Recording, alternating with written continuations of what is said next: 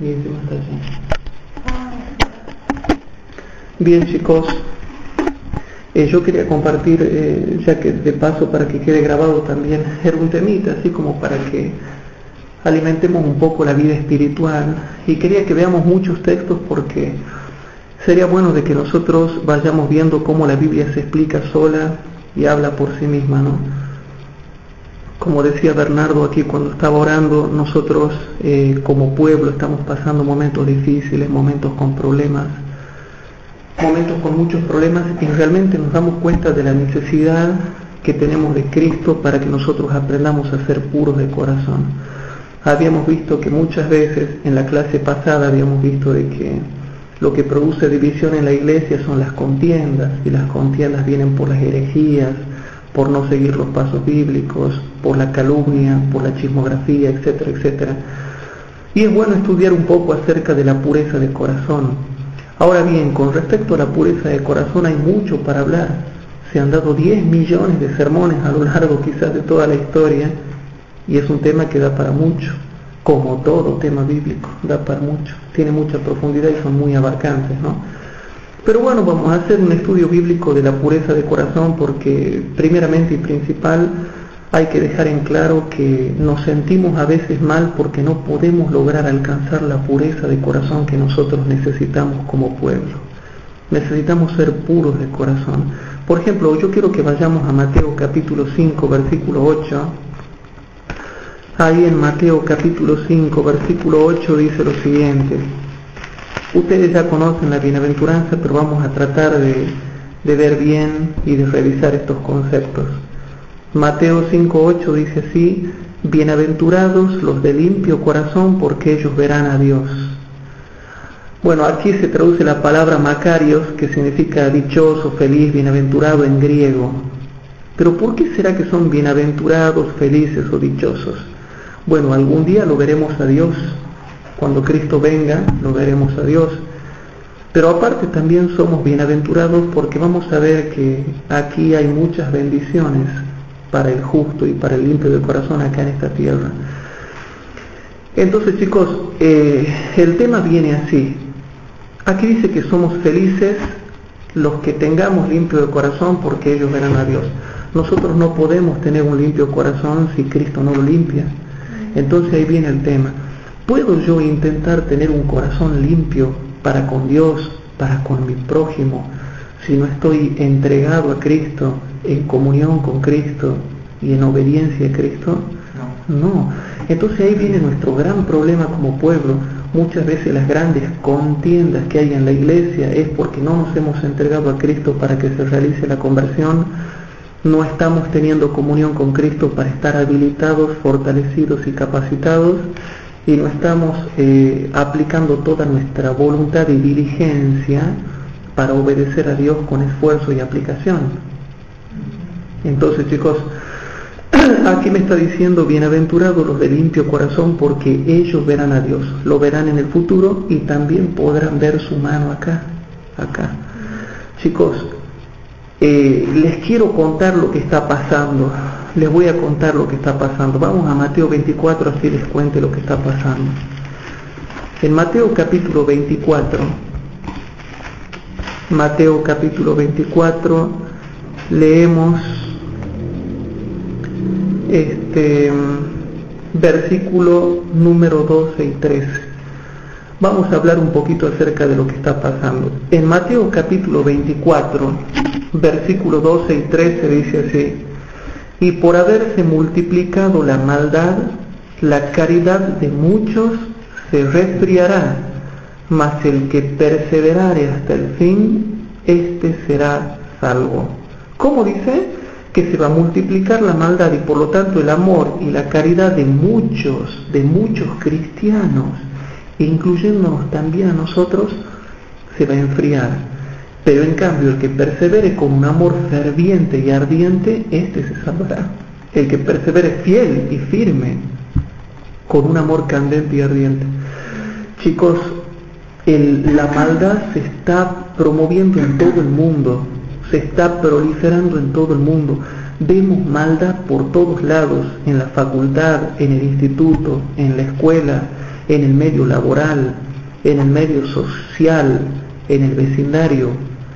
Hay maldad por todos lados, hasta tal punto que ya esa maldad que está fuera de la iglesia se mete dentro de la iglesia, o sea que vemos maldad afuera de la iglesia y dentro de la iglesia, y llega a ser tan grande y tan grave a veces la maldad que nosotros nos terminamos contagiando y a veces nos sentimos tentados a usar el mismo tipo de armas de iniquidad para defendernos como ellos. No sé si me explico.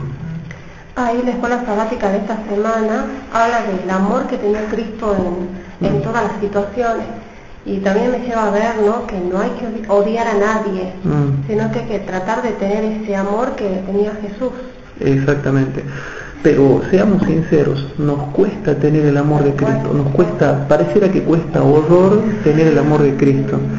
Entonces, ¿cuál es la solución, hermanos? Entregarnos a Cristo, tener comunión con Cristo y ejercer nuestra voluntad en favor de Cristo. Y digo ejercer nuestra voluntad en favor de Cristo al final, porque las cosas no salen mágicamente ni salen fácilmente, hermanos. Entonces, este versículo, Mateo 24, versículo número 12 y 13 se está cumpliendo. La maldad se está multiplicando fuera de la iglesia y está penetrando dentro de la iglesia. Y nos estamos dejando contaminar por todo eso. Entonces, chicos, yo lo que les quería comentar, lo que les quería decir, era específicamente esto. No dejemos contagiarnos por tanta maldad que hay. Hay mucha maldad hasta tal punto que el odio que tiene el otro me lo contagia. El prejuicio que tiene el otro me lo contagia. La bronca que tiene el otro me lo contagia. El chisme que tiene el otro me lo contagia. El espíritu crítico que tiene el otro me lo termina contagiando. Impresionante, Hugo, también está viendo lo que estamos hablando, lo que estamos viendo, y la descripción como iglesia que nos da el Señor Jesús también, ¿no? Ahí encaja todo. Vos fíjate que es una descripción deplorable. Y se habla incorrectísima. Incorrectísima, exactamente. Bueno, esta profecía, que es una profecía de carácter social, Mateo 24, 12 y 13, es algo que lo estamos viendo ahora. Y nosotros tenemos que procurar ahora tener un corazón puro y un corazón limpio. Para mí, el primer pecado para mí que se desarrolla en el corazón es el odio. Es lo primero que sentimos. ¿Qué sentimos todos los días cuando una persona nos mira mal, nos trata mal, o nos cae mal, o no nos gusta su apariencia física? Lo primero que sale es el mal sentimiento de odio, o desprecio, o prejuicio. O sea, el mal sentimiento. Es lo primero. Para mí el segundo pecado que hay en el corazón es el pecado de la carnalidad, la sensualidad y la sexualidad. Para mí el primero es el odio en todas sus formas y el segundo lo que tiene que ver con la carne. Son el primero y el segundo pecado que más hermanos, hay en nuestro corazón. ¿Y la soberbia? También, pero digamos que la soberbia viene después como resultado de que yo le tenga bronca a alguien. El otro puede ser, el tercero para mí sería el de la profanidad, porque se profana bastante, sábado, y claro, viene ya después, ya le sigue toda la lista de pecados, pero fíjense, lo primero que atenta en el ser humano es la bronca y el odio, porque la gente anda mal y genera una mala impresión y genera una mala respuesta. Segundo, los pecados de carnalidad, de mundanalidad, de sensualidad, de carnalidad que abundan por todos lados. Se ve sexo y propaganda de sexo y de carnalidad y de sensualidad y de amor libre y de desahogo del ser humano en la carne. Entonces, chicos, vamos a ver qué tipos de pecados. No vamos a ver todos los pecados, hermanos, pero veamos algunos, por ejemplo, de lo que yo le acabo de decir. Vamos a ver, por ejemplo, estos dos pecados. El primero, el odio en todas sus formas, y el segundo, la carnalidad sexual en todas sus formas. Vamos a ver que justo, qué casualidad que Cristo los menciona esos dos, ¿no? Vamos a ver, por ejemplo, Mateo capítulo 5, versículo 21 y 22. En Mateo capítulo 5, versículo 21 y 22 dice lo siguiente. Mateo capítulo 5, versículo 21 y 22, dice así: oísteis que fue dicho a los antiguos, no matarás, mas cualquiera que matare será culpado del juicio. Versículo 22, mas yo os digo que cualquiera que se enojare locamente con su hermano será culpado del juicio, y cualquiera que dijere a su hermano raca será culpado del consejo, y cualquiera que le dijere fatuo será culpado del infierno de fuego. O sea que el enojo proveniente del prejuicio, de la crítica, del odio, ya está condenado por Cristo. Y también lo dice el Antiguo Testamento. Si vamos a Levítico capítulo 19, ahí dice algo interesante. En Levítico capítulo 19, chicos, y tratemos de asimilar esta palabra. ¿Por qué será que la poderosa palabra de Dios enseña esto? En Levítico capítulo 19, versículos 17 y 18, hay otro principio hermoso, pero que pareciera ser que es inalcanzable para nosotros porque no nos entregamos diariamente a Cristo. Y dice así: no aborrecerás a tu hermano en tu corazón.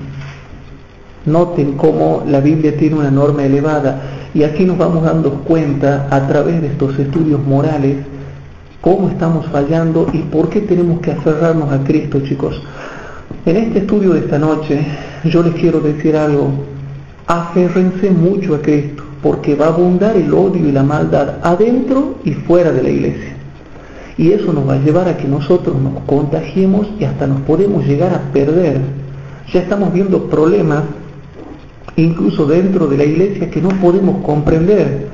¿Por qué tantos bandos, tanto odio, tanta crítica, tanto mal carácter, tanta gritería, tanto de que hermanos quieren ser mandones y criticones y de mal carácter? ¿Por qué tanto eso dentro de la iglesia?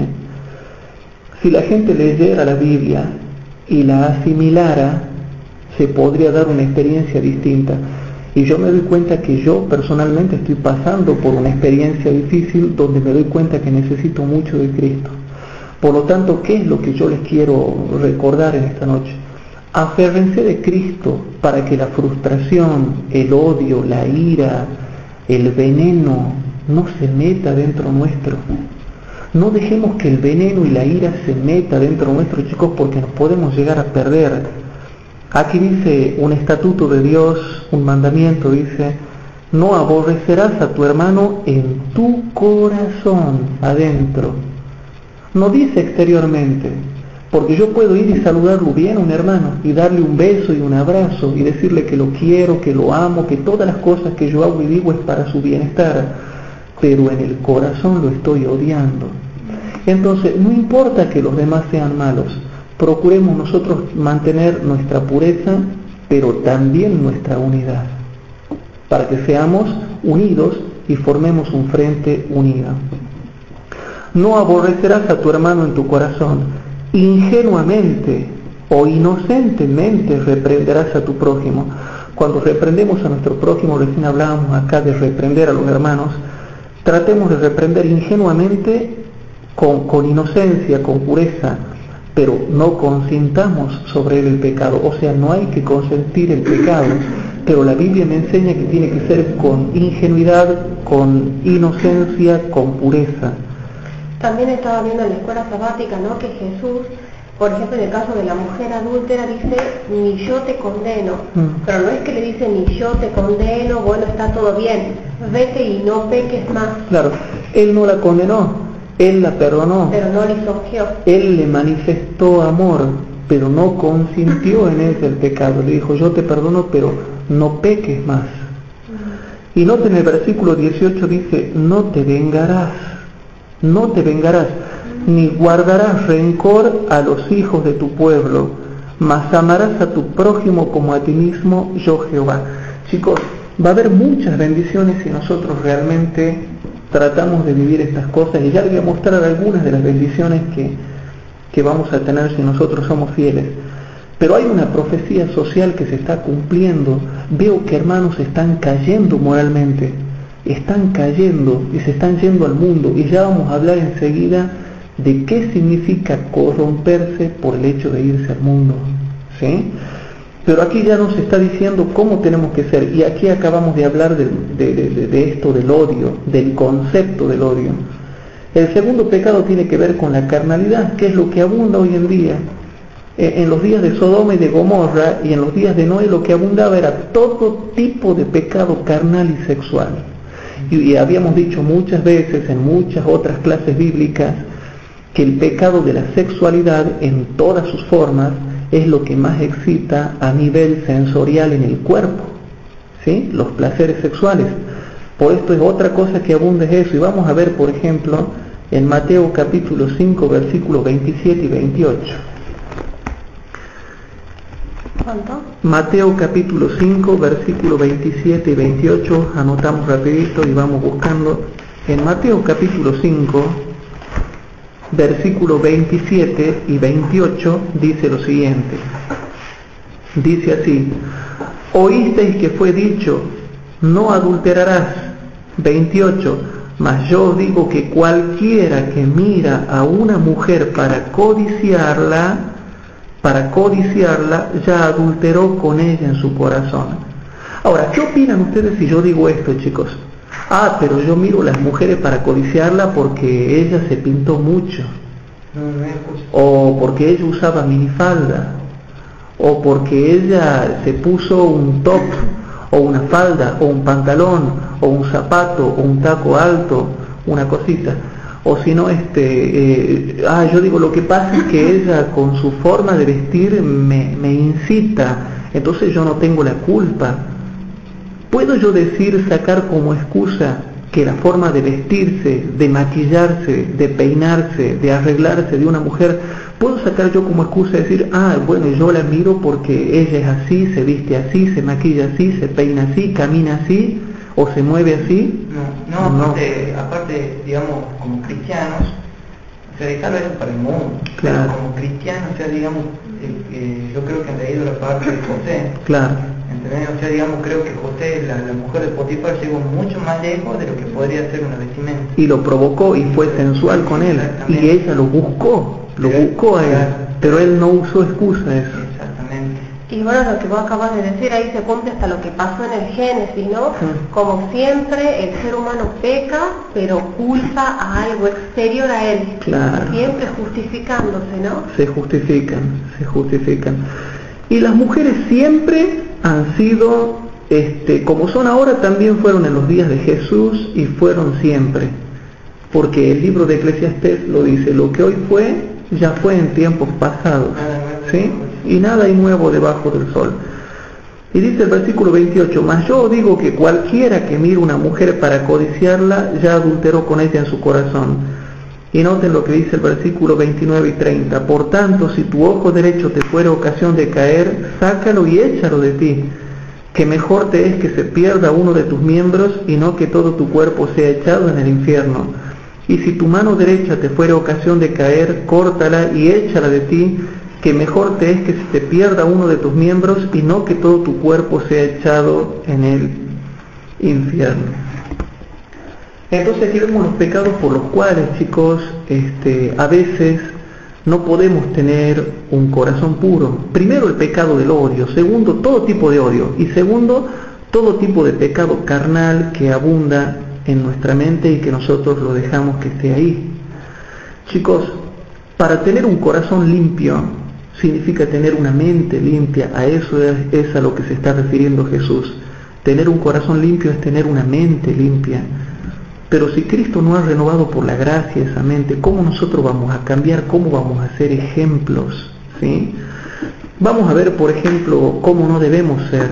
Si vamos al Salmo 10, versículo 1 al 4, quiero mostrarles algo interesante.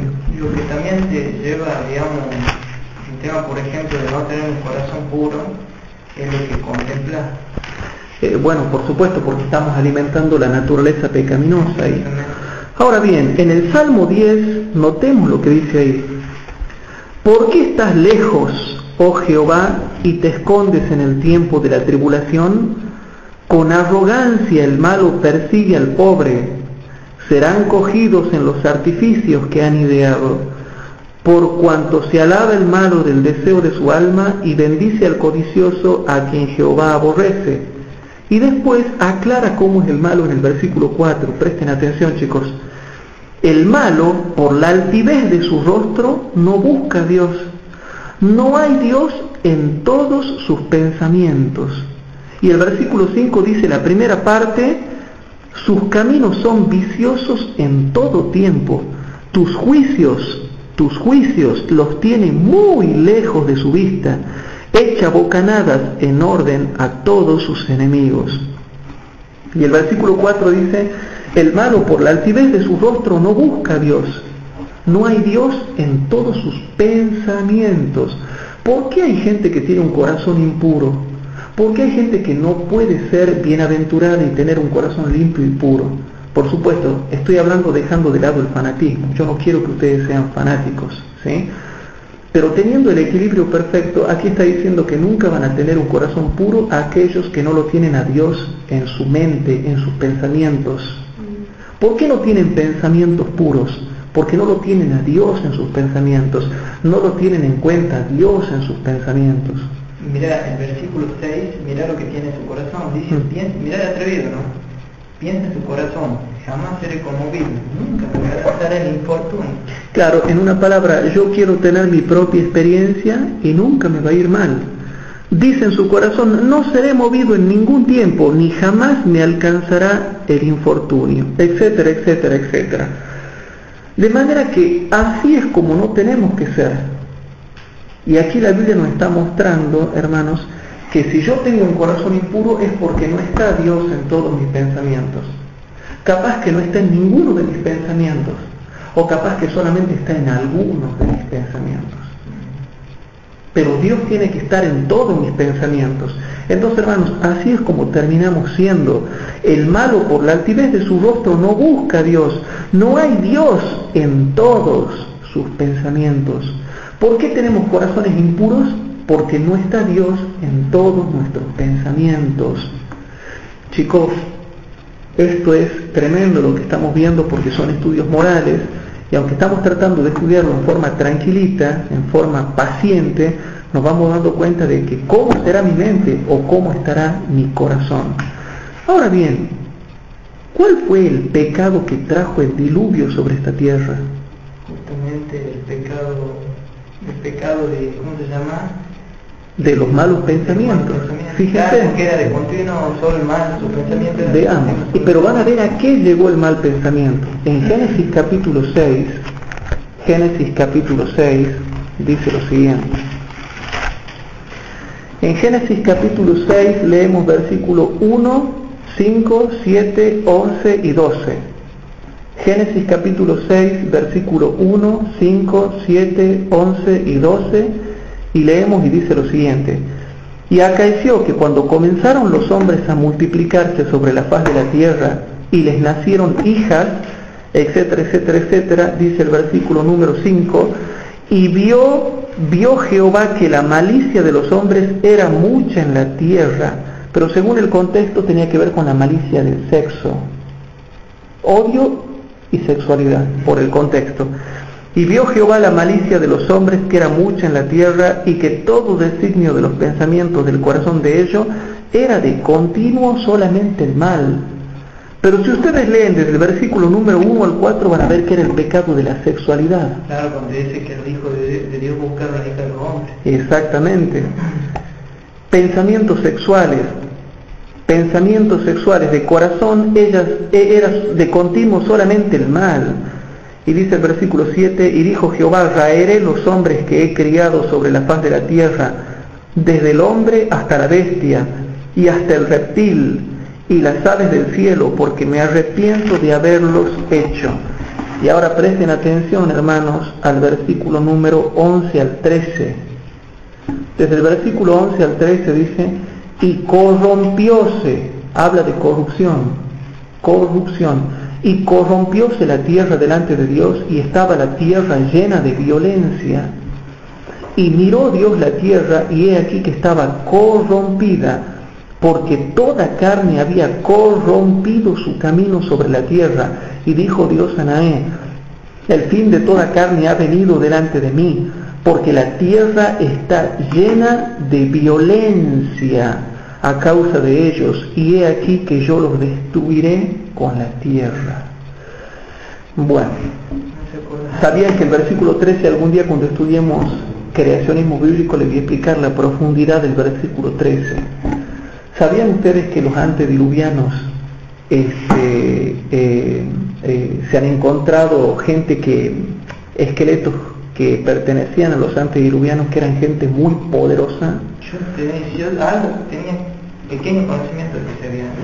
Sí, se han encontrado esqueletos gigantescos, hermanos. Yo algún día les voy a mostrar por internet los esqueletos de los antediluvianos. Tengo las páginas anotadas, todo cuando lleguemos al tema de internet. Entonces, ¿a qué voy yo? El versículo 13 dice: y dijo Dios a Noé, el fin de toda carne ha venido delante de mí, porque la tierra está llena de violencia a causa de ellos. ¿Saben lo que significa que la tierra está llena de violencia a causa de ellos, según Génesis 6:13? ¿Sabían ustedes que los antediluvianos crearon armas bélicas poderosísimas, que incluso llegaban a sobrepasar las que tenemos ahora? Se han encontrado esqueletos de los antediluvianos con agujeros de bala, agujeros de proyectiles.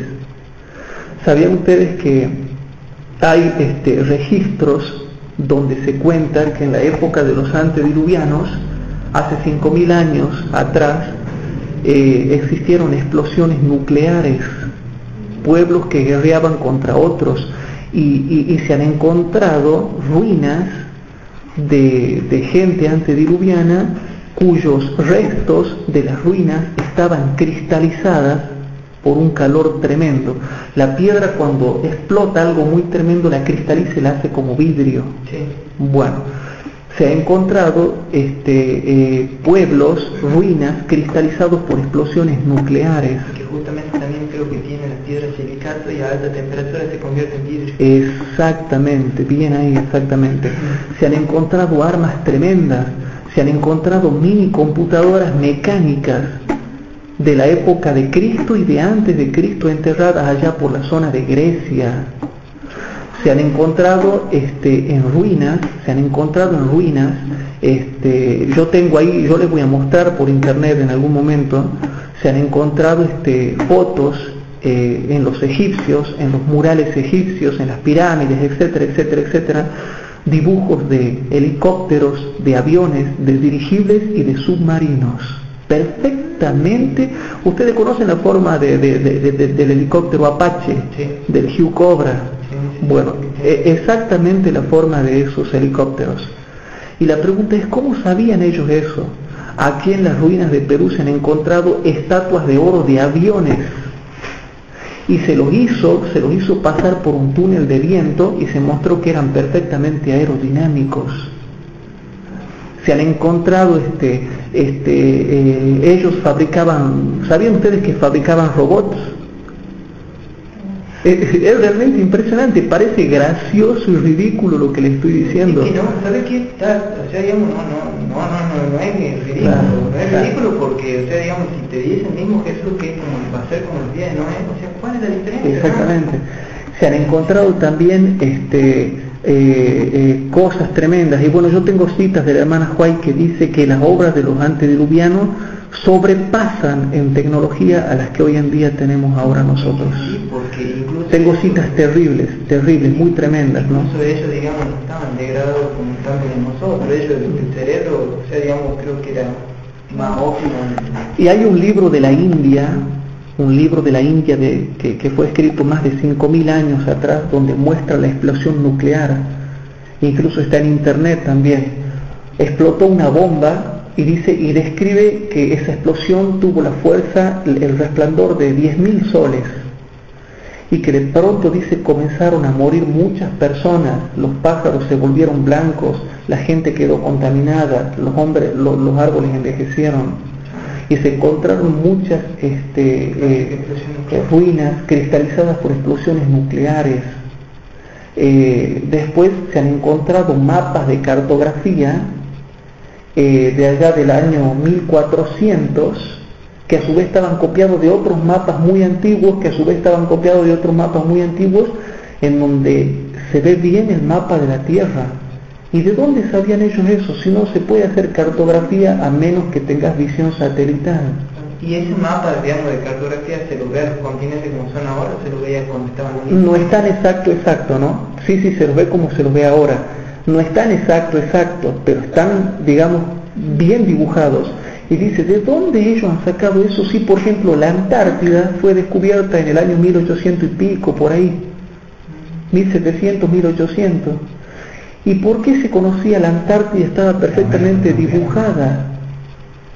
Entonces, se cree que ellos tenían tecnología satelital o algo similar. Ellos volaban. Hay otro libro también de hace 5000 años atrás donde descubren que un pueblo de esa época guerreó contra otro pueblo y utilizaron aviones. Sí, que se veía que y se hicieron pedazos con explosiones nucleares y todo eso.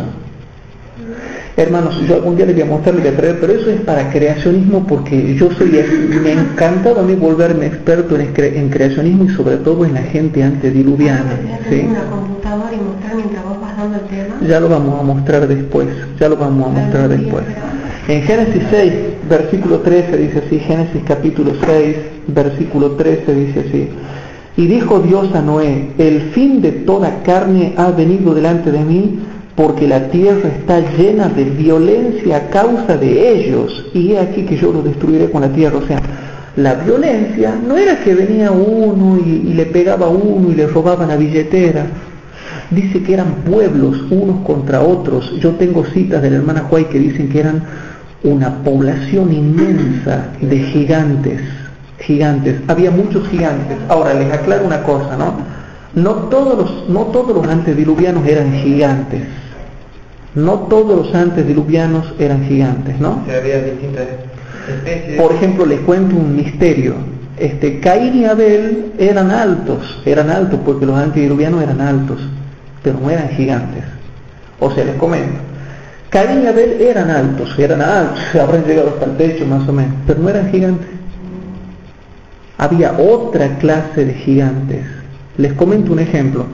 Se han encontrado esqueletos de 3 metros de altura, de 4 metros de altura, de 5 metros de altura, de 6 metros de altura, hasta de 7 metros y medio de altura. Y tengo la foto, Les voy a mostrar lo que es eso. Y la hermana Huay dice así: los que tratan de investigar, dice, el creacionismo y el diluvio, no entienden, dice, la fuerza maravillosa y el gran tamaño que tenían esos seres, esa raza poderosa. Y claro, yo no puedo decir que un antediluviano tan solamente medía 4 metros, si hoy en día hay personas que han llegado hasta los 3 metros por enfermedades o por agromegalia, por cualquier cosa. Yo les voy a mostrar después la foto que tengo. Después ahí en zonas desérticas se han encontrado. Lo que más me impresionó, bueno, hay un esqueleto gigantesco. Yo he visto 2 fotos de esqueletos muy gigantescos que da terror solo de mirarlo. Pero no me han llamado la atención eso, me han llamado la atención esos esqueletos, los esqueletos de 4 metros nomás que he encontrado. Hay una zona desértica por allá por Oriente donde están 2 esqueletos así. Y uno está como gritando, así como que ha muerto gritando, y hermanos, y está uno así como un árabe, y con todos los arqueólogos ahí que están cavando, y él está agachado así mirándolo, y la cabeza nomás del esqueleto es así una cabeza es, y está así, son gigantescos, son impresionantes. El ancho debe ser así más o menos el ancho de uno de esos cosas, y la cabeza es así más o menos, y la boca se le está abriendo así. Es impresionante, el tamaño de los brazos es gigantesco. Yo algún día les voy a enseñar creacionismo bíblico para que vean todo, nada más que es mucho apunte todo lo que tengo para mostrarles con respecto a ese tema. Yo les voy a mostrar, yo explico creacionismo cuando hablo desde Génesis 1 hasta el 11, y después aparte los otros temas que tienen que ver con creación y evolución, que son títulos específicos. Pero cuando Génesis 6.13 se refiere a que la tierra estaba llena de violencia, ¿a qué clase de violencia se refiere? Hay relatos donde cuentan que pueblos de esos tiempos, los antediluvianos, guerreaban con tecnologías tremendas. Y ahora ustedes me dirán, bueno, disculpen que me esté desviando un poquito, ¿no? Pero les voy a contar algo impresionante. Hugo, ¿y por qué no se encuentran tantos esqueletos de antediluvianos? ¿Y por qué no se encuentran tantas de esas máquinas y esas obras de arte que han existido? Bueno, La hermana Huay explica y está en la Biblia, pero está escondido en unos versículos que nadie los va a encontrar. Yo algún día les voy a mostrar. Dice la hermana Huay y dice la Biblia también de que Dios no quería que los hombres de ahora encuentren las bellas obras de arte de piedra, de oro y de piedras preciosas que habían hecho ellos y la tecnología que ellos tenían. Por lo tanto, ¿qué hizo Dios? ¿Sabe dónde se encuentran todos los restos antediluvianos y la tecnología y las obras que ellos crearon? Se encuentran debajo de las montañas. Cosa que nadie nunca puede encontrar. Es impenetrable. Y dice que Dios lo puso ahí porque si los hombres descubrían eso, iban a querer el oro, la plata y las piedras preciosas, que es un oro muy, muy especial el que tienen ellos, el oro de Ofir, que no es el mismo oro que encuentran ahora, contaminado, y aparte la grande tecnología que tenían ellos, ¿sí? Se cuenta también, se han encontrado esqueletos con armas de bala, y ¿cómo pueden ser que existían balas en ese tiempo? ¿Sí? Y también hay lugares en el mundo a los que el hombre todavía no puede acceder, ¿no? No puede acceder. Por ejemplo, yo he visto fotografías de una mini computadora que se ha encontrado en el fondo del mar de Grecia. Es así, llena de engranajes, una máquina perfecta, como un reloj perfecto, encontrado que tenía más de 2000 años de antigüedad. Y se están comenzando a encontrar muchas cosas, lo que muestra que esta raza era muy poderosa. Pero yo le estoy picoteando un poquitito de esto. Yo después voy a traer mis apuntes y les voy a mostrar. Yo tengo una lista de todas las creaciones que han hecho los antediluvianos, que se han encontrado y que se presupone que tenían en base a deducciones. Ellos volaban, tenían aviones. Y eso está especificado por las esculturas que han hecho. Se ven esculturas, ¿y para qué van a hacer una escultura de algo que no existía? Y se ve la escultura de un avión con el ala, con la cabina, con la ruedita, con todo. Bueno, ¿a qué quiero llegar con esto? Que yo siempre digo, ¿no? El aumento de la tecnología también aumenta la maldad del hombre, porque la tecnología te permite tener mayor acceso a cosas para degradarte, ¿sí? Como por ejemplo es ahora el tema del internet. Y aunque fue después del diluvio, ¿no? Me llama la atención esto, ¿no?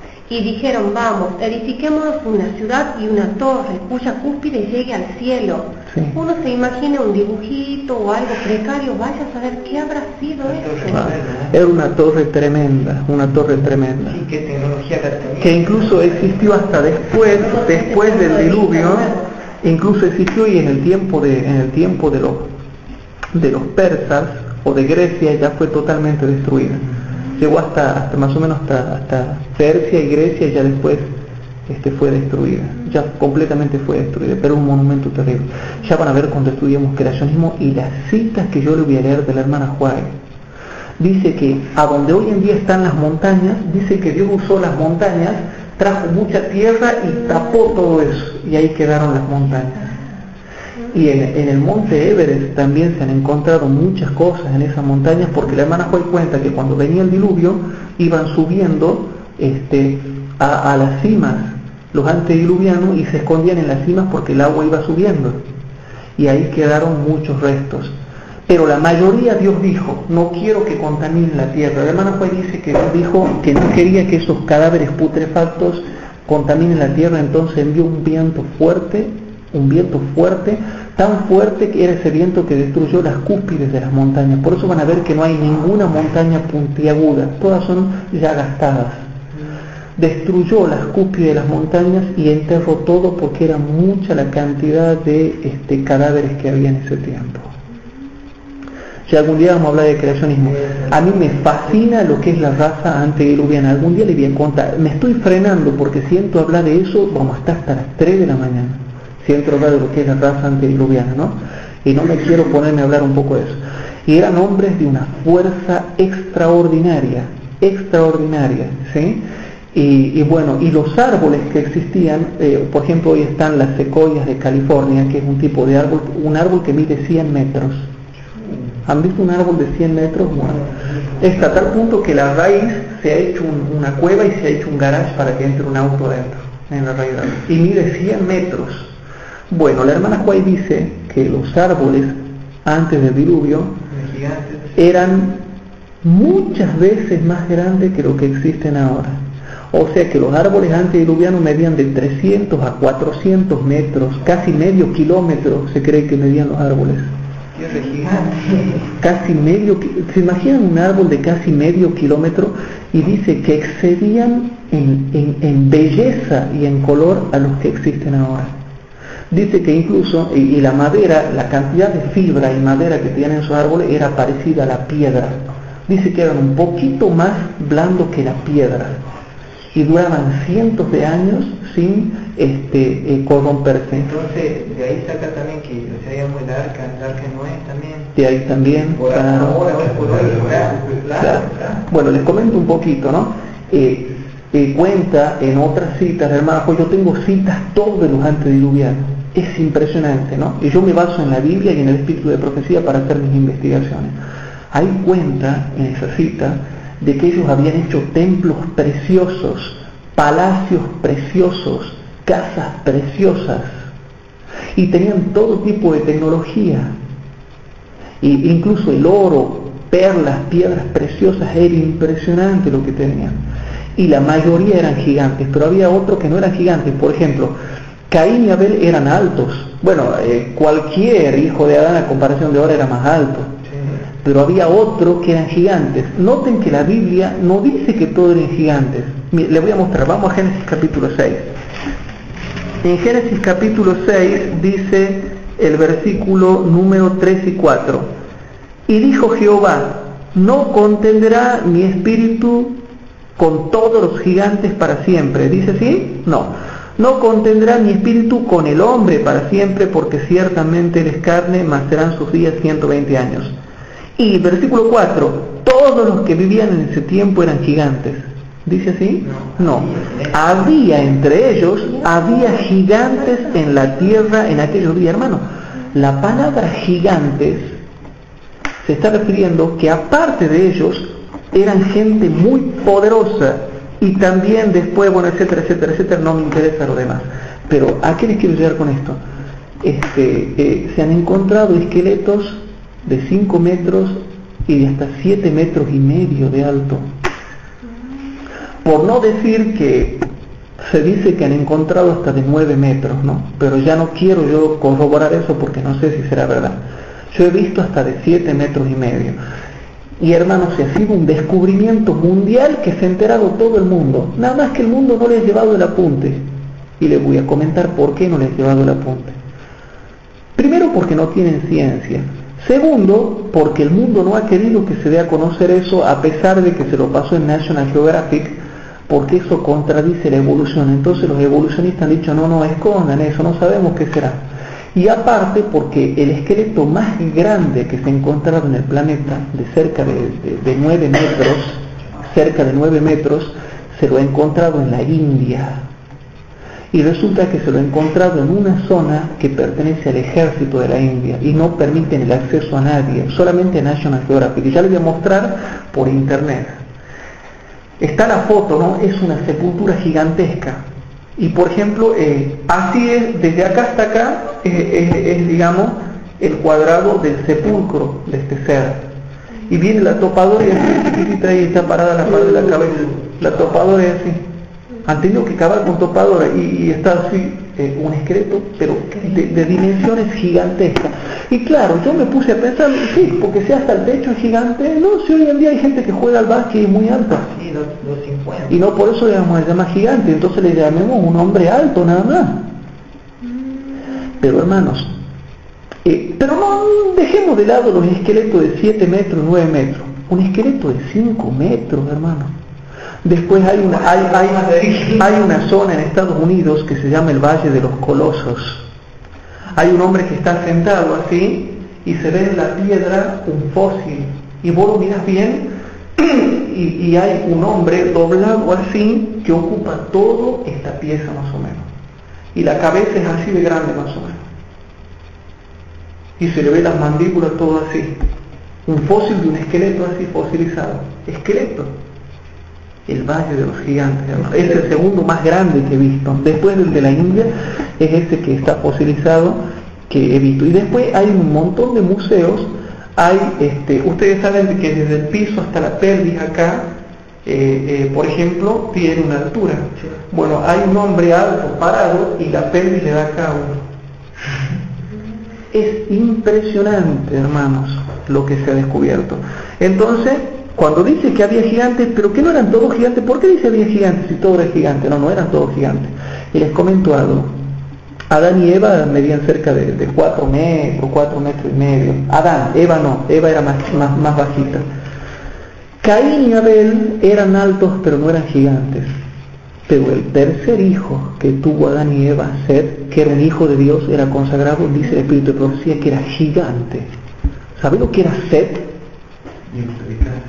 Caín y Abel no eran altos, pero Set, la hermana Juay lo dice, era gigante, era tremendo ese muchacho, era poderoso, poderoso. Yo acá también me estoy adelantando sin saber nada y te lleva a otros versículos en donde unos que parecían langostas veía a otros que son como gigantes. Bueno, eso eran después los postdiluvianos, que quedaron por la genética como descendientes de los gigantes. Yo algún día le voy a hacer un estudio bíblico de los postdiluvianos que quedaron como descendencia hasta la época de David, y ya en la época de David había gigantes de 6 dedos en cada mano y 6 dedos en cada pie. Sí, ya le iba a mostrar todos los descendientes de los antediluvianos. ¿Esos 6 dedos eran, o sea, era normal, digamos? No era normal, era un problema genético, pero sí eran gigantes, ¿sí? Goliat era descendiente de los gigantes, Og, rey de Basán, era descendiente de los gigantes, ¿sí? Pero ¿por qué serían de ¿cómo se llama? ¿De Set? O sea, digamos, parte de los gigantes en eso. Eran descendientes, había una genética que la adquirió Set, que se hicieron gigantes, fueron gigantes, ¿sí? Pero vos me estás diciendo que estos de números son los descendientes de los gigantes, ¿verdad? Sí.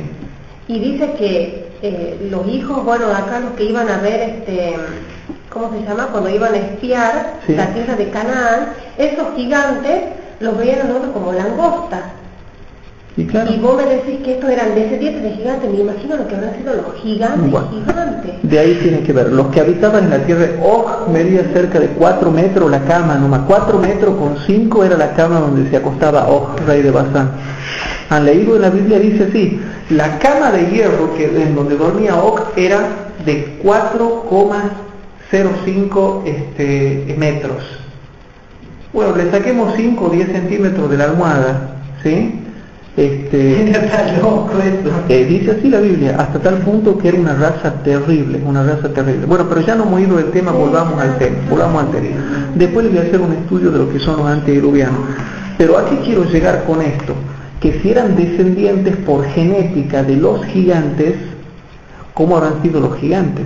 Entonces, si Og, que ya estaba degradado y era ya en el tiempo de Israel, medía 4 metros más o menos, y ya estaba recontra degradada la raza humana, ¿cómo habrá sido en el tiempo de los gigantes? 5, 6, 7 metros no era nada. Por eso es que ellos, también dice la hermana Juay, que si bien es cierto tenían grandes obras de artes y grande tecnología, ellos tenían mucha tecnología, pero no les era necesario tanto fabricar máquinas. Cuidado, ¿no? El que tengan mucha tecnología, ellos la tenían, pero no necesariamente era para fabricar máquinas, porque no las necesitaban, dice la hermana Juárez. Tenían tanta fuerza que no necesitaban ellos las máquinas. Exactamente, si nosotros, digamos, si pudiéramos valernos, digamos, de nuestra propia fuerza, no nos sería necesario hacer máquinas. Exactamente. Bien, volvamos al tema, chicos. Lo que trajo el pecado fue la grande violencia que había en ese tiempo, ¿sí? Y veamos, por ejemplo, el pecado de Sodoma. Ezequiel capítulo 16, versículos 49 y 50. Ezequiel capítulo 16.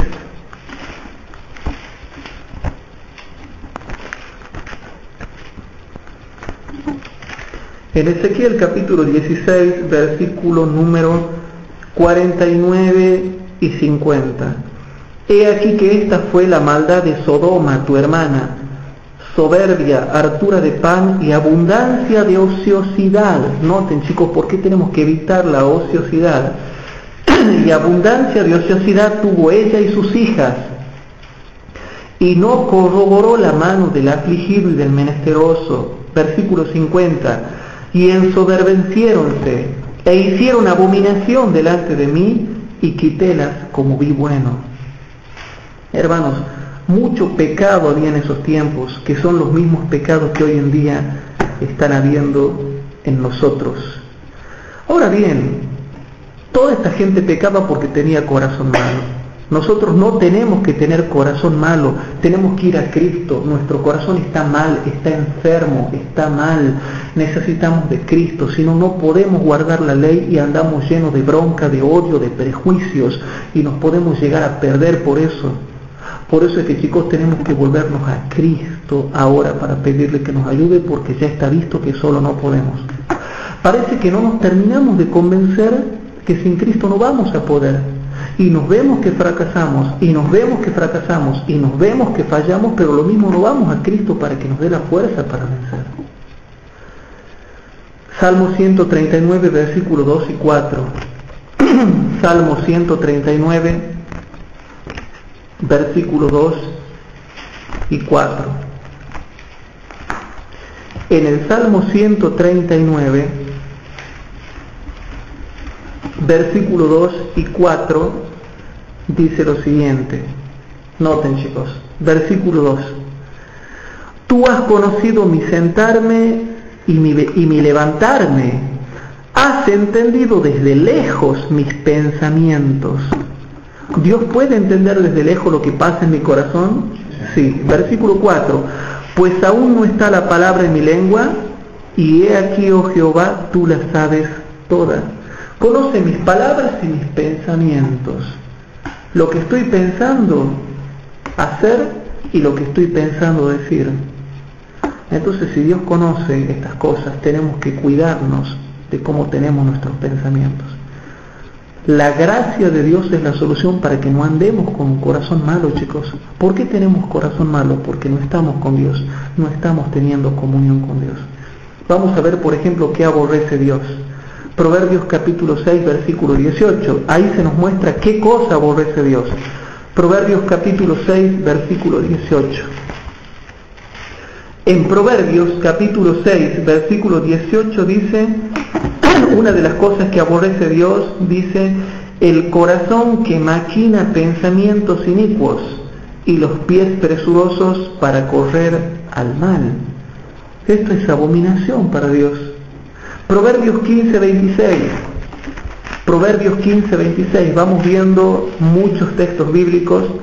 Proverbios capítulo 15, versículo 26. ¿Qué dice? Abominación son a Jehová los pensamientos del malo. ¿Ven, chicos, por qué tenemos que abrir los ojos y cuidarnos? A veces no entendemos por qué Dios no nos bendice, o por qué Dios no nos prospera, o por qué Dios no nos protege. Pensar que una persona puede ser abominable a Dios por el pensamiento que tenga o por el pensamiento que acaricie. Y decimos, no, eso se aplica al otro, pero yo tengo libertad para pensar lo que quiera. Abominación son a Jehová los pensamientos del malo, mas las expresiones de los limpios son limpias. Y otro texto, Proverbios capítulo 24, versículo 8 y 9. Proverbios capítulo 24, versículo número 8 y 9. Proverbios capítulo 24, versículo 8 y 9. A ver, noten lo que dice ahí. Y dice así. Al que piensa, yo estoy pensando. Al que piensa mal hacer, le llamarán hombre de malos pensamientos. El pensamiento del necio es pecado, y abominación a los hombres el escarnecedor. ¿Sí? Dice así, el pensamiento del tonto, del rebelde, del duro, del que no quiere entender cuando uno le habla, es pecado para Dios. ¿Se dan cuenta por qué tenemos que ir a Cristo? Yo me he dado cuenta, hermanos, que no puedo realmente tener un corazón puro por mí mismo. Necesito ir a Cristo, tengo que ir a Cristo, llorar ante Él, pedirle gracia, pedirle fuerza, pedirle que me transforme, pedirle que me cambie. Cristo es todo. No podemos hacer nada sin Cristo. Sin mí nada podéis hacer. separados de mí nada podéis hacer. Y vamos fracasando, pero no entendemos eso. Y lo que quiere Dios es que como pueblo yo me aferre de Cristo, me abrace de Cristo, me agarre de Cristo, me tome de la mano de Cristo y no me suelte. Cristo es aparte de mí, es otro ser, un ser capaz de ayudarme. Nosotros creemos que nosotros solos vamos a poder hacer las cosas. Chicos, ¿puedo amar si Cristo no me da fuerzas para amar? ¿Puedo perdonar si Cristo no me ayuda a perdonar? No. ¿Puedo tener buenos pensamientos si Cristo no me habilita para tener buenos pensamientos? No. Entonces, hermanos, tratamos de ver que hay una tremenda necesidad de Cristo que nosotros tenemos que pedirle a Dios que nos ayude. Vamos a Gálatas capítulo 6. Gálatas capítulo 6. En Gálatas capítulo 6, y aquí vamos a ir redondeando un poquito ya. En Gálatas capítulo 6 vamos a ver el versículo 7 y 8. Dice así: y esta es una advertencia que se nos hace a nosotros. No os engañéis, Dios no puede ser burlado, que todo lo que el hombre sembrare, eso también segará. Gálatas 6:7. Chicos, no nos podemos burlar de Dios. Hay mucha gente que se está yendo al mundo y cree que le va a ir bien. No, vulgarmente se diría, creen que le hacen gol a Dios. Claro, no le pueden hacer un gol a Dios. No os engañéis, Dios no puede ser burlado, que todo lo que el hombre sembrare, eso, lo que siembra, eso también segará. Porque el que siembra para su carne, de la carne segará corrupción, mas el que siembra para el espíritu, del espíritu segará vida eterna. Bueno, yo quiero explicar la primera parte del verso 8.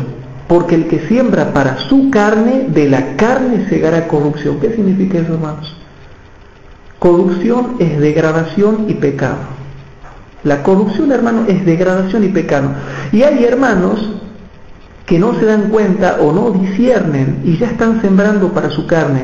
Y siembran para la carne, y siembran para la carne, y siembran para la carne. Y a medida que están sembrando para la carne, de a poquito van poniendo sus tiendas hacia Sodoma. Se van acercando hacia el mundo. Pero después van a cegar corrupción. Corrupción es dos cosas. Primero, degradación de uno.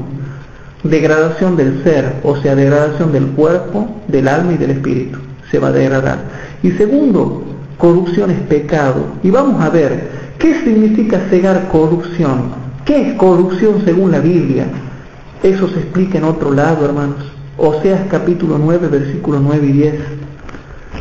En Oseas capítulo 9, versículo 9 y 10 dice lo siguiente. Oseas capítulo 9, versículo número 9 y 10 dice así. Noten que habla de que cegará corrupción. Y en Oseas capítulo 9, versículo 9 y 10 dice: llegaron al profundo, o sea, han caído hasta lo más bajo por sembrar para la carne. Llegaron al profundo, corrompiéronse. El querer a corrupción es porque se corrompe. Corrompiéronse como en los días de Gabaá. Ahora se acordará de su iniquidad y visitará su pecado. Como uvas en el desierto hallé a Israel, como la fruta temprana de la higuera en su principio di a vuestros padres. Ellos entraron a Baal Peor y se apartaron para vergüenza e hiciéronse abominables como aquello que amaron. Ahí habla de una persona que se corrompe. La persona que se corrompe comienza a pecar, se aparta y se hace abominable. Pero mirá lo que dice, ¿no? Y se volvieron abominables como aquellos que amaron. Como aquellos que amaron. Entonces, ¿qué significa que heredará corrupción? Significa que se corromperá y se hará abominable. Se corromperá y se hará abominable.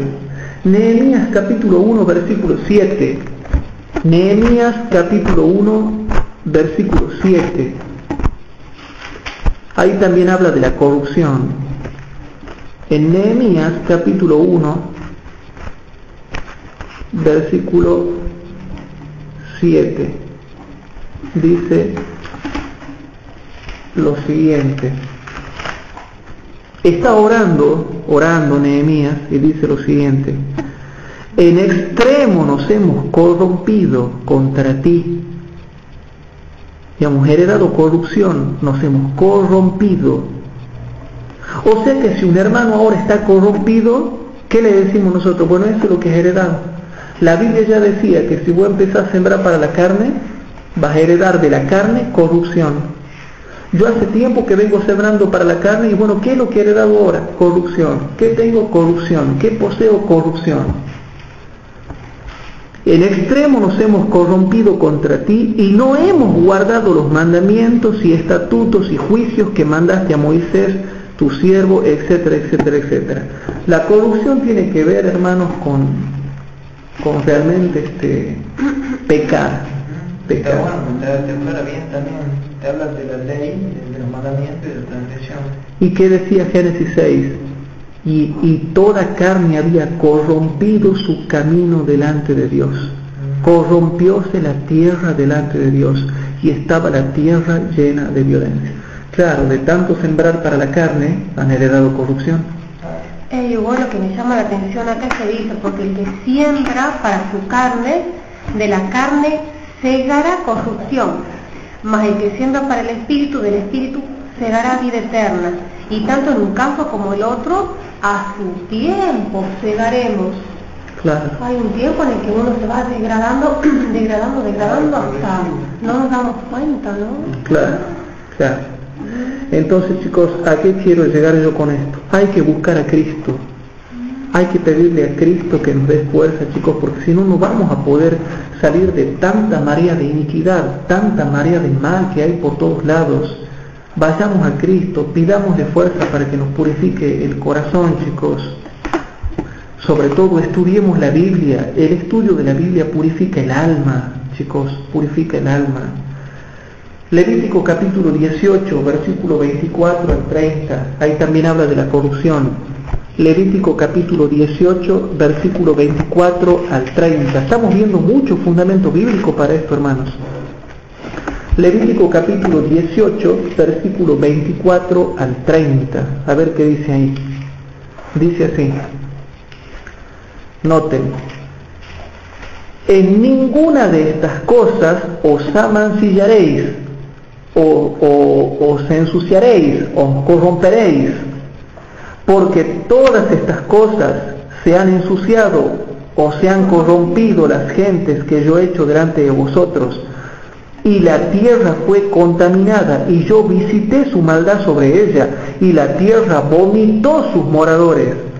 Guardad pues vosotros mis estatutos y mis derechos, y no hagáis ninguna de todas estas abominaciones, ni el natural ni el extranjero que peregrina entre vosotros, porque todas estas abominaciones hicieron los hombres de la tierra que fueron antes de vosotros, y la tierra fue contaminada, y la tierra no os vomitará por haberla contaminado como vomitó a la gente que fue antes de vosotros. Porque cualquiera que hiciere alguna de todas estas abominaciones, las personas que las hicieren serán cortadas de entre su pueblo. Guardad pues mi ordenanza, no haciendo de las prácticas abominables que tuvieron lugar antes de vosotros, y no os corrompáis, y no os ensuciéis en ellas, yo Jehová vuestro Dios. Segunda de Pedro capítulo 1 versículo 4. Segunda de Pedro capítulo 1 y versículo 4. En segunda de Pedro capítulo 1 y versículo 4 dice lo siguiente: por las cuales nos son dadas preciosas y grandísimas promesas, para que por ellas fueseis hechos participantes de la naturaleza divina, habiendo huido de la corrupción que está en el mundo por la concupiscencia. Y habla específicamente del pecado sexual. O sea que si heredamos corrupción, estamos heredando todo ese pecado y esa degradación que hay en el mundo a causa de los deseos pecaminosos. Segunda de Pedro, capítulo 2, versículo 19. Y mirá lo que le dice, lleguemos a participar, no quiere decir que tenemos nosotros esa naturaleza, sino que tenemos una naturaleza pecaminosa.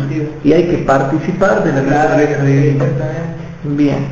Segunda de Pedro 2:19 habla de los falsos cristianos y dice, prometiéndoles libertad, siendo ellos mismos siervos de corrupción. El que hereda corrupción es siervo de corrupción. Siendo siervo de corrupción, porque el que es de alguno vencido es sujeto a la servidumbre del que lo venció. Entonces, chicos, para ir terminando, ¿qué quiere decir Dios? Que solamente yendo a Cristo nosotros podemos realmente encontrar la pureza que solamente Él nos puede dar. Él me pide que yo guarde un mandamiento, pero yo no puedo, porque sin mí, dice Cristo, separados de mí nada podéis hacer. Sin mí y separados de mí nada podéis hacer. Entonces, con la ayuda de Cristo, con la inspiración de Cristo, con la fuerza de Cristo, nosotros podemos obedecer la ley. Pero ¿cómo está la comunión hoy en día con ese Cristo que tanto profesamos amar? ¿Estoy realmente estudiando la Biblia y orando todos los días como tengo que hacerlo? ¿Realmente tengo la verdadera comunión con Dios que hay que tener? ¿Por qué nos sentimos tan degradados? Porque no hay una fuerza que nos sustente.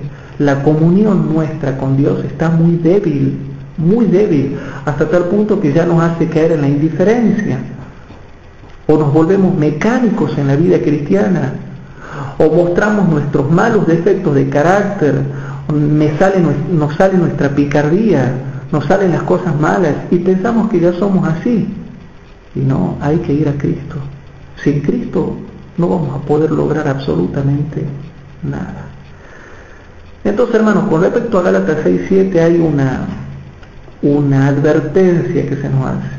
El que se va al mundo y comienza a sembrar para la carne, de la carne heredará corrupción. Y según Oseas 9:9 y 10 dice de que se volverá abominable. Se apartará y se volverá abominable como aquello que amó. Entonces, heredará degradación y práctica pecaminosa. Primero se degradará su espíritu, después empezará a practicar la corrupción.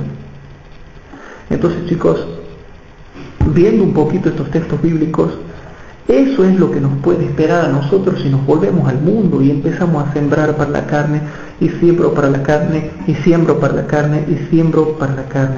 Efesios 4:29, Efesios capítulo 4, versículo 29.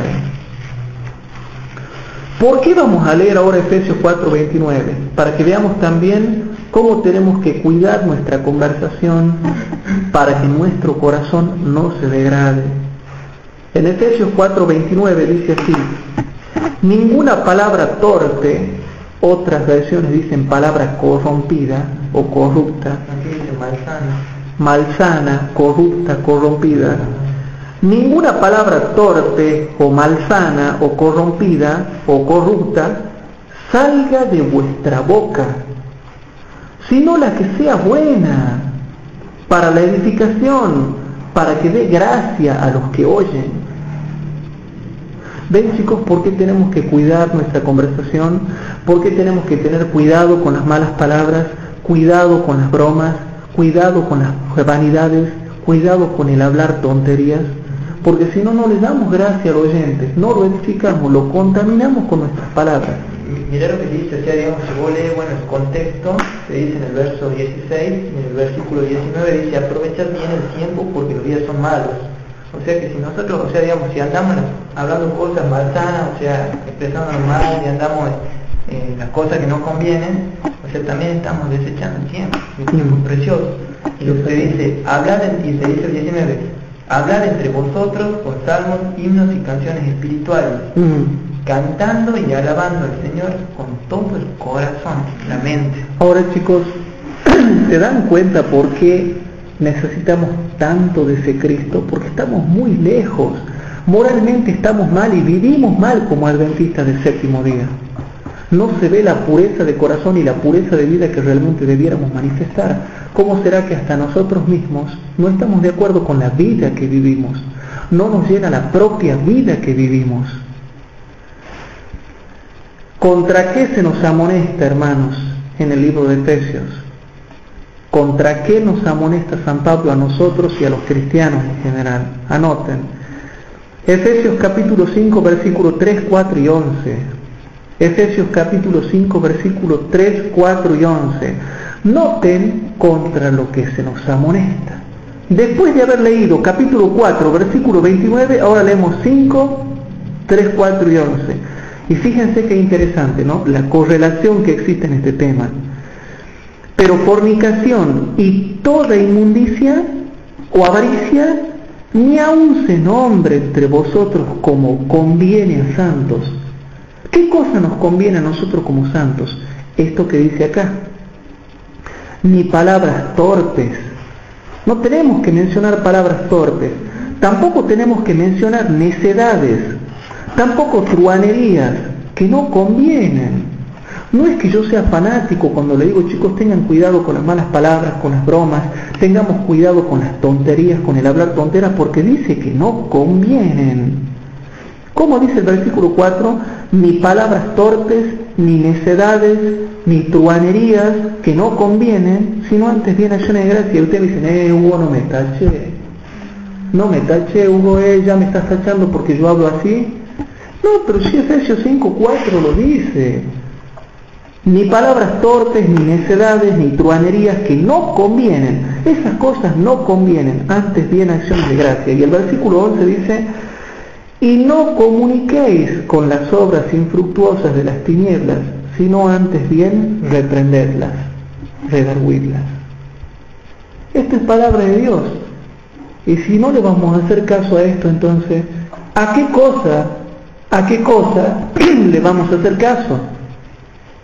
¿Se dan cuenta, chicos, que no hablar ninguna cosa que sea impura? A mí me cuesta, a ustedes les cuesta. Estos estudios medios que no nos gustan porque decimos, pero como somos nosotros, ¿cómo vamos a hacer ahora? ¿Cómo vamos a hacer con lo que me cuesta a mí hablar bien o hablar en forma pura? ¿Cómo me cuesta a mí eso? Y bueno, qué lindo que me cuesta, porque tengo que ir corriendo en forma humilde como un niñito y abrazarme de Jesús y decirle, Señor, no puedo. Entonces Jesús me abrazará con su amor, me capacitará, me llenará de gracia, me ayudará a que hable bien. Pero aquí dice cómo tenemos que ser y cuán lejos estamos de tener este lenguaje puro que quiere que todo cristiano tenga. ¿Se va entendiendo, chicos, un poquito este tema? Veamos un poquito qué bendición vamos a tener si nosotros somos puros de corazón. Proverbios capítulo 12, versículo 20. Proverbios capítulo 12 y versículo 20.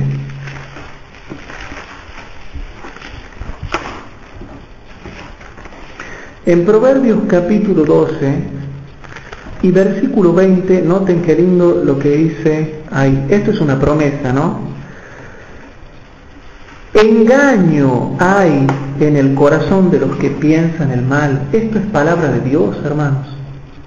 ¿Qué pasa si yo soy malo con los hermanos y los odio y los aborrezco? Y les tengo bronca y odio e ira y no los quiero y trato de destruirlos. Yo les diría, hermano, te estás engañando si estás teniendo odio contra alguien. Hay engaño, hay engaño. Dice así, engaño hay en el corazón de los que piensan el mal, mas alegría en el de los que piensan el bien. Cuando ustedes tengan un corazón puro, chicos, Dios los va a bendecir con alegría. Otro texto, Proverbios 14, 22. Estamos viendo muchos textos. Proverbios 14, 22. A ver. ¿No yerran los que piensan el mal? ¿No yerran los que piensan el mal? Misericordia, empero y verdad alcanzarán los que piensan el bien. Cuando tú pienses el bien, hermano, cuando pienses el bien, vas a obtener misericordia y la bondad de Dios porque tienes un corazón bueno y puro. ¿Por qué hay gente que nunca alcanza misericordia y verdad? ¿Por qué no alcanzo la misericordia y la verdad de Dios? ¿Se dan cuenta, chicos, lo que dice la Biblia? No yerran los que piensan el mal, empero misericordia y verdad alcanzarán los que piensan el bien. Chicos, vayamos a Cristo, le pidamos a Cristo que nos ayude a nosotros, hermanos, a poder tener un corazón puro, un corazón agradecido, un corazón que realmente me lleve a mí a valorar las cosas que son justas para Dios, sobre todo las cosas limpias, pensar limpio, pensar en forma pura. Filipenses capítulo 4. Filipenses capítulo 4 dice algo interesante para terminar. Ya nos hemos cansado de leer estos textos, pero estamos repasándolo porque el Evangelio no tiene nada nuevo, hermanos. Son las mismas verdades que tienen que ser repasadas siempre por nosotros. En Filipenses capítulo 4, versículo 8 y 9 dice: por lo demás, hermanos, todo lo que es verdadero, lo que es honesto, lo justo, todo lo puro, todo lo amable, todo lo que es de buen nombre. ¿Se dan cuenta, hermanos? Si hay algo que no tiene buen nombre, que se lo califica como malo, y no lo hagamos. Este es un principio que me lleva a no mandarme macanas, hermanos. Todo lo que es de buen nombre, si hay virtud alguna, si alguna alabanza, en esto pensada. En esto pensada. Versículo 9. Lo que aprendisteis y recibisteis y oísteis y visteis en mí, esto haced, y el Dios de paz será con vosotros. ¿Por qué no tengo paz? Porque pienso el mal, vivo pensando todo tipo de mal. Entonces el Dios de paz no puede estar con nosotros. Y por último, hermanos, vamos a Juan capítulo 15. En Juan capítulo 15, nunca nos debemos olvidar que sin Cristo no podemos hacer absolutamente nada. En Juan capítulo 15 dice así: yo soy la vid verdadera y mi Padre es el labrador. Aquí aparecen los dos, Cristo y el Padre. Cristo es la vid y el Padre es el encargado de labrar la tierra y de cuidar de la vid con sus ramas. Todo pámpano que en mí no lleva fruto le quitará, y todo aquel que lleva fruto le limpiará para que lleve más fruto. ¿Sí? Bien. Entonces, el versículo 3 dice: ya vosotros sois limpios por la palabra que os he hablado. Es importante, ¿nos limpia la palabra o no, chicos? Por eso es que hay que estudiar la Biblia, hermanos. Ustedes me dirán: ya conozco esto, y bueno, vamos a tener que repasarlo para que no nos olvidemos nunca de estos conceptos. Cuando ustedes estudian la Biblia, Dios les comienza a limpiar la mente. Pero el tema es que nosotros no conservamos la persistencia y la constancia diaria en estudiar. Estudiamos día de por medio, o cada 2 días, o cada 3 días, y claro, se pierde la constancia. Ya vosotros sois limpios por la palabra que os he hablado. Y dice: estad en mí y yo en vosotros. Como el pámpano no puede llevar fruto de sí mismo si no estuviera en la vid, así ni vosotros si no estuvierais en mí. Yo soy la vid y vosotros los pámpanos. El que está en mí y yo en él, lleva mucho fruto, porque sin mí nada podéis hacer. Entonces, chicos, leo la última parte del versículo 4. Así ni vosotros si no estuvierais en mí. Versículo 5. Porque sin mí nada podéis hacer. Chicos, yo no puedo hacer nada sin Cristo, ni puedo llevar fruto sin Cristo. Por lo tanto, el estudio que nosotros hemos hecho en esta noche, que es un estudio sencillo, ¿sí? Un estudio sencillo, nos están llevando a ver que ya estamos llegando a los tiempos de Lot y a los tiempos de Noé, tiempos de mucha violencia. Y nosotros tenemos que destacarnos por la pureza que tenemos que tener de vida. Y no estoy hablando de desequilibrio ni de fanatismo, pero tratemos de tener estas cosas nosotros para que Dios nos comience a bendecir y podamos decir que realmente experimentamos el favor de Dios en nuestra vida. Chicos, queda por último decirle que si nosotros nos sentimos mal porque no podemos alcanzar esa norma bíblica, y bueno, ¿para qué está Cristo? Me siento depresivo, me siento débil, me siento muy pecaminoso, me siento con mucha tendencia a hacer el mal, me siento con mucha tendencia a pensar el mal, me siento con mucha tendencia a sentir el mal, porque nosotros pecamos en obra, en palabra, en pensamiento y en sentimiento. Entonces, si siento tendencia a alguna de esas 4 cosas, o a las 4 cosas, yo me siento, en alguna de esas 4 cosas me siento con mucha tendencia quizás, o con mucha debilidad, a ser muy débil quizás. Entonces, ¿qué tengo que hacer, Señor? En este punto me siento muy débil, fortaléceme, Jesús, para que yo no pueda pecar de esa forma y deshonrar tu nombre. Hay muchos pecados, hermanos, y ya se está perdiendo lo que es el estudio de la Biblia. Pero los hijos de Dios sinceros no están perdiendo el estudio de la Biblia, eso ténganlo por seguro. Los otros días dijo una hermana que hay mucha gente que ya no quiere estudiar la Biblia. Hay mucha gente que no quiere estudiar la Biblia, y son los de tendencia liberal. Los de tendencia liberal no quieren estudiar la Biblia, porque la Biblia es un espejo que te hace ver que tenés la cara sucia. Y cuando yo me miro en un espejo y veo que tengo la cara sucia, no me gusta. En cambio, si yo no me miro en el espejo, no me veo que tengo la cara sucia. Entonces, chicos, tratemos de estudiar la Biblia, tratemos de tener comunión con Dios, tratemos de entregarnos a Dios para que no quedemos fuera de la salvación que Dios pide. Y enseñémosles a los demás que también tienen que tener un corazón puro. ¿Hay alguna pregunta que ustedes quieran hacer?